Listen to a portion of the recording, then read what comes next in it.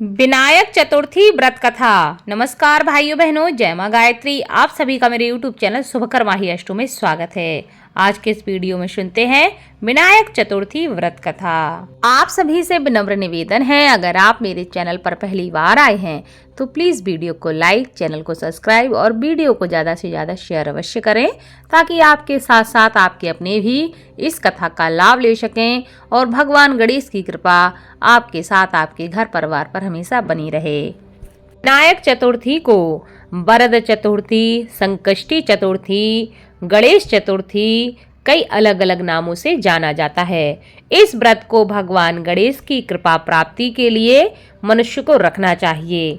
माना जाता है कि जो भी मनुष्य इस व्रत को करते हैं उनके जीवन के संकट, उनके जीवन की विघ्न बाधाएं अपने आप ही समाप्त हो जाते हैं और सभी प्रकार की मनोकामनाएं पूरी होती हैं। इस व्रत को संकष्टी गणेश चतुर्थी के नाम से भी जाना जाता है। यह महीने में 2 बार पड़ता है। इसे कई जगह वरद चतुर्थी भी कहते हैं तो कहीं संकष्टी गणेश चतुर्थी या विनायक चतुर्थी भी कहते हैं। इस व्रत के अलग अलग नाम हैं। जो शुक्ल पक्ष में चतुर्थी पड़ती है उसको विनायक चतुर्थी कहते हैं। जो कृष्ण पक्ष में चतुर्थी पड़ती है उसको संकष्टी गणेश चतुर्थी के नाम से जाना जाता है। एक समय की बात है, एक बार भगवान शिव और माता पार्वती नर्मदा नदी के किनारे बैठे हुए थे। तभी माता पार्वती ने कहा कि क्यों ना चौपड़ खेला जाए। भगवान शिव ने भी सहमति दे दी, लेकिन परेशानी यह थी कि इस खेल की हार जीत का फैसला कौन करेगा।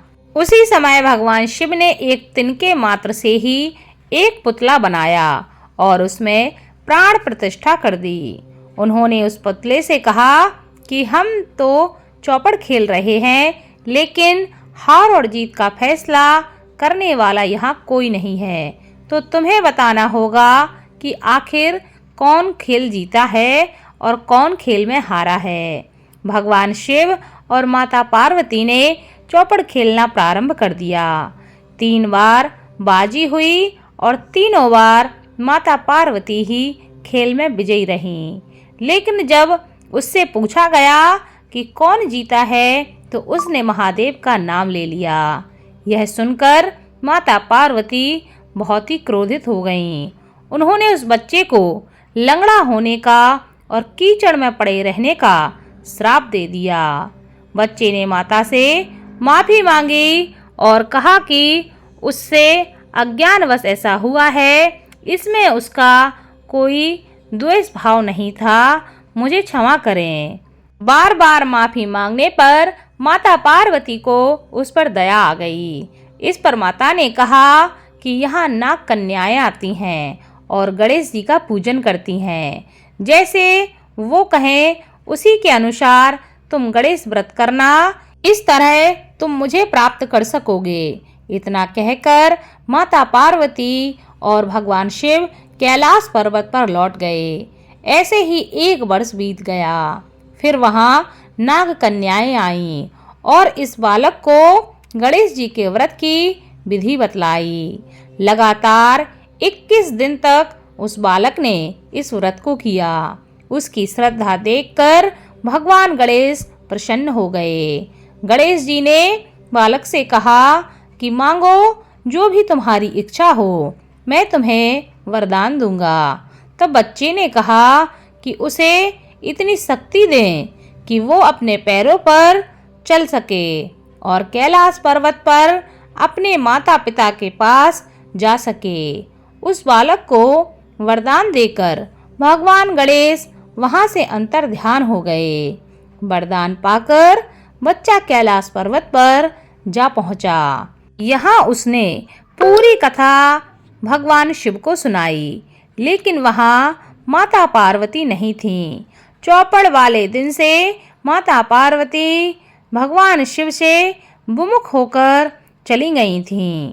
ऐसे में उन्हें वापस लाने के लिए बच्चे के कहे अनुसार 21 दिनों तक भगवान श्री गणेश का व्रत किया। इसके प्रभाव से माता पार्वती के मन से भगवान शिव के लिए नाराजगी समाप्त हो गई। जब उन्होंने इस व्रत के बारे में माता पार्वती को बताया तो उनके मन में कार्तिकेय से मिलने की इच्छा जागृत हो गई। फिर माता पार्वती ने भी 21 दिन तक भगवान गणेश का यह व्रत किया और व्रत पूरा होने पर कार्तिकेय जी स्वयं अपनी माता से मिलने के लिए वहां पर आए। तब से लेकर आज तक यह व्रत सभी मनोकामनाओं की पूर्ति करने वाला व्रत माना जाता है। जो भी मनुष्य अपनी जीवन के संकटों को समाप्त करना चाहता है, जीवन में सुख समृद्धि चाहता है और जीवन के सभी मनोरथों को पूर्ण करना चाहता है, उसको विनायक चतुर्थी का व्रत अवश्य करना चाहिए और इस कथा को श्रवण करना चाहिए। इस कथा को श्रवण करने मात्र से भगवान गणेश की कृपा हमेशा बनी रहती है और मनुष्य के जीवन में किसी भी प्रकार का संकट, विघ्न, बाधाएं नहीं आती हैं। बोलो भगवान गणेश की जय।